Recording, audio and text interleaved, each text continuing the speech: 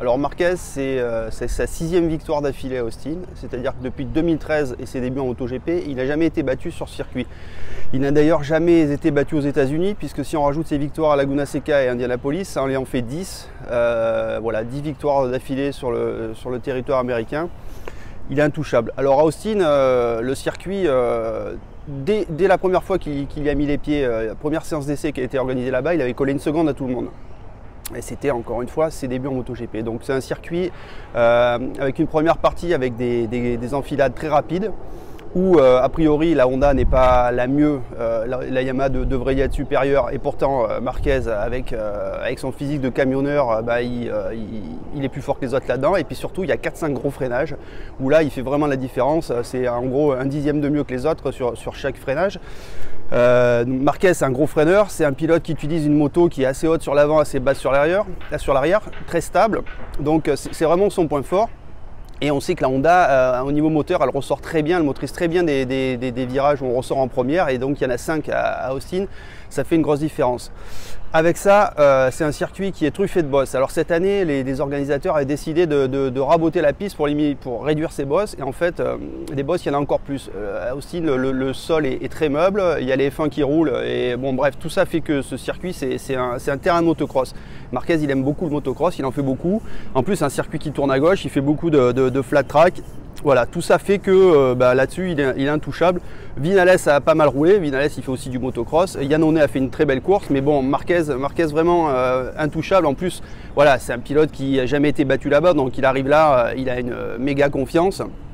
Et les autres, ils ont un sentiment d'infériorité puisqu'ils savent que ça va être très compliqué.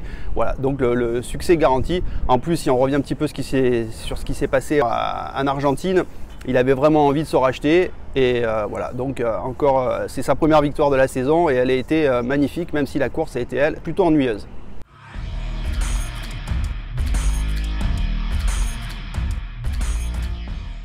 Joan, il termine 6e. Ce qui est en soi un très beau résultat. Premier team indépendant, il termine à 15 secondes en gros du vainqueur. Aux essais, ça a été compliqué une fois encore. Le vendredi, première séance d'essai, il a un problème, une fuite sur un carter moteur. Il perd du temps, il repart, il prend une boulette de gomme au niveau entre ses plaquettes et un des disques de frein, obligé de s'arrêter. Bref, la première séance, ils avaient des choses à essayer, ils n'ont pas pu le faire. Et à partir de là, on sait qu'aujourd'hui, il faut faire un chrono pour la FP3 pour éviter de passer en Q1. On savait que la pluie était attendue le samedi, donc bon, c'est un peu le stress. En plus, circuit bosselé, si ça plaît à Marquez, ça plaît pas du tout à Joan, qui aime les motos. Il aime être en confort, il aime pouvoir se détendu sur sa moto, voilà, pour avoir de la vitesse de passage en virage. Bref, c'est pas un circuit pour lui.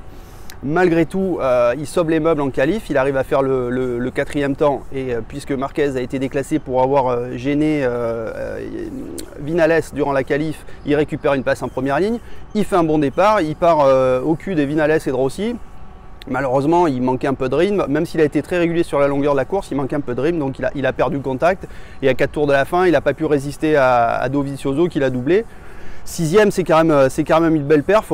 Alors c'est vrai qu'on devient gourmand, mais enfin on le rappelle, c'est un pilote qui a une moto qui est quand même un moteur inférieur aux autres, et sur un circuit où il faut pédaler comme ça, voilà, il y avait quand même des excuses à ce que certains pourront peut-être considérer comme une contre-performance.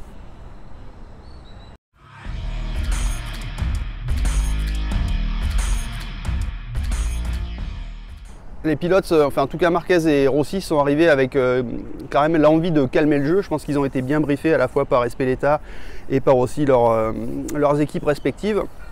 Alors bien évidemment, chacun campe sur ses positions, hein. Marquez dit, voilà, il a fait des erreurs, il s'en est excusé, mais ces erreurs, il les explique par les conditions de piste. C'était difficile de doubler, il s'est retrouvé derrière. Alors ce départ, il a été pénalisé puisqu'il est passé par les stands. Bref, il a fait comme il a pu pour doubler, c'était compliqué, il a fait des boulettes, il les a comprises, il les refera plus, c'est ce qu'il a expliqué. Rossi, pareil, il ne change pas d'avis. Pour lui, Marquez est trop dangereux, il doit se calmer. Néanmoins, il n'en a pas rajouté sur le fait qu'il avait peur de lui et qu'il fallait le pénaliser pour les prochaines courses, etc. Il y a eu une réunion de la commission de sécurité le vendredi soir. À peu près tout le monde était là. Il y avait 19 pilotes sur 24. Alors bon, il y avait d'un côté Zarco et Marquez, les pilotes qu'on va dire un peu agressifs sur leur dépassement, et puis de l'autre côté les autres. Voilà, il y a eu des échanges un peu, des vannes un peu entre tout le monde, mais bon, globalement l'ambiance était plutôt cool et voilà, enfin ça fait du bien, malgré que la Dorna essaie de remettre de l'huile sur le feu pour faire mousser et faire du clic et des vues sur leur site internet. C'est plutôt sympa de voir que tout le monde finalement a fait preuve de responsabilité après ce qui s'était passé.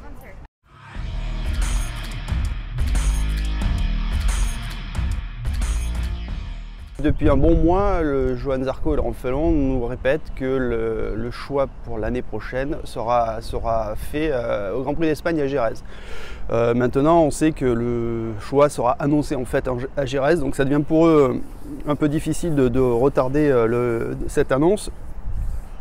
Notre ami Günther Wisinger du magazine Speedweek a fini par laisser comprendre qu'il est proche de Pete Berrer, de KTM, il est autrichien, il est voilà, avec Red Bull, tout ça, qui est partenaire. Bref, il a réussi à obtenir l'information qu'on connaissait mais qu'on avait promis de taire. Donc effectivement, Johan va signer pour 2 ans chez KTM l'année prochaine.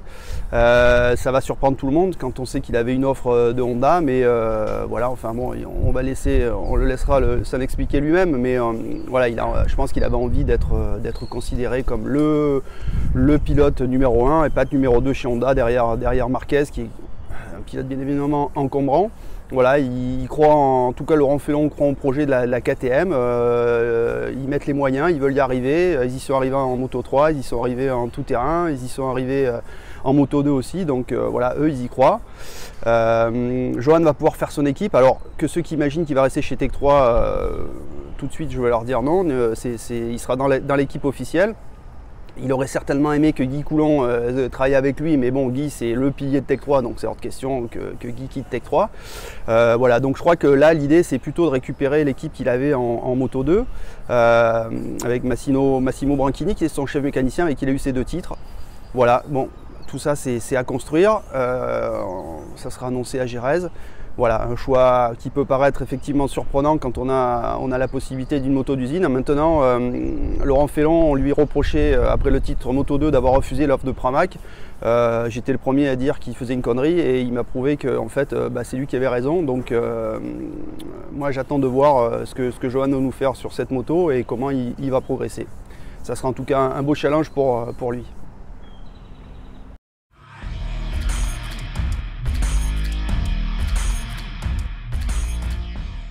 On est en championnat qui s'est super resserré puisqu'on a 5 pilotes qui se tiennent en 8 points. Dovi, Marquez, Vinales, Crutchlow, Zarco. C'est hyper serré. Dovizioso, il a 16 points de plus qu'il en avait l'an dernier à la même époque. Et Marquez, lui, en a 8 de moins. Donc quand on sait comment s'est fini le championnat, on se dit que la suite va être passionnante. Alors c'est vrai qu'on est un peu déçu par les Ducati sur ces 2 derniers Grands Prix. Maintenant, l'an dernier, on l'a dit, ça a été encore plus compliqué pour eux. Ce n'est pas des pistes qui les avantagent.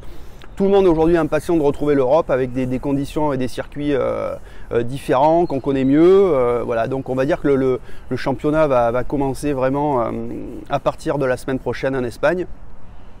L'an dernier, Zarco avait fait des étincelles. C'est un circuit où il peut peut-être aller décrocher sa première victoire. Et puis après, il y a Le Mans qui arrive. Et là, je pense qu'il va être très chaud. Le public sera derrière. En tout cas, deux belles courses en perspective.